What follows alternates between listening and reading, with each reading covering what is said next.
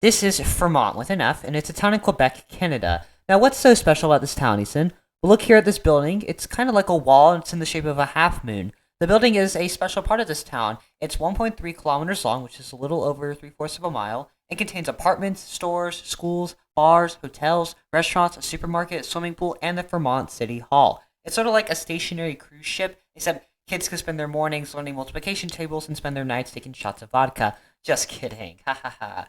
Yeah, the legal drinking age of Quebec is 18. It also contains about 440 residences. That includes apartment buildings and homes for people to live in. Now, why would you live in just a giant building? It's like one of those small American towns in the early 1900s. It's just confined to 1.3 kilometers. Everyone's breathing down your neck. Well, in Fermont, Canada, it gets really cold during the winter, with the average low in January being around negative 21 degrees Celsius. This is around negative 29 degrees Fahrenheit. Very cold, I know, I know. Snow is very common for over half the year in Vermont. Most people don't want to stay outside for too long in those conditions. So that's why the wall exists. And yes, it's called the wall. Its purpose is that those who are not mine workers can avoid going outside during the winter, and everything is connected indoors, and those people who live there do not actually have to touch grass. The funny thing about this town is that the town was created for mine workers. Now, I just said that mine workers didn't stay in the wall for the whole winter. It was created for their families to stay in while the workers went out and mined, processed, and transported iron ore, primarily from the Mont mine that was being developed by the Quebec Cartier Mining Company. There was about 1,600 workers and their families that needed to be housed, and by 1972, Fermont was born. The wall was finished by 74 at 1.3 kilometers long and 50 meters high. It's complex because it's to protect the city from prevailing winds and also try to develop a warmer microclimate for the town's residents. Not everyone that lives in Fermont lives in the wall, as you can see, so they wanted to make sure that those not living in the wall had suitable living conditions.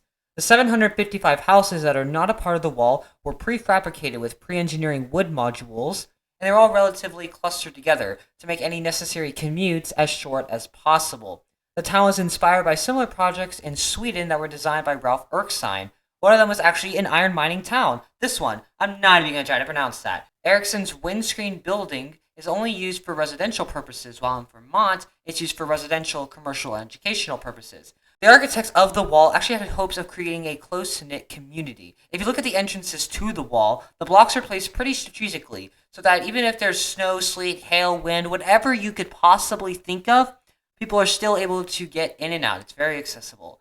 Every single one of the apartments in the wall contains sun insulation. And this is actually not that common for infrastructure that's so far up north. It's to keep the apartments warmer. Today, about 2,300 people live in Vermont, and its population is actually declining, relatively speaking, from about 3,700 people in 1991 to what I said earlier, 2,300 people 30 years later. Its population density today is around 5 people per square kilometer. If you actually go to Vermont today, you'll notice a 200-ton Caterpillar 789A dump truck that's in a small park at the entrance of town. It actually holds the record for the number of hours of operation at over 105,000 hours.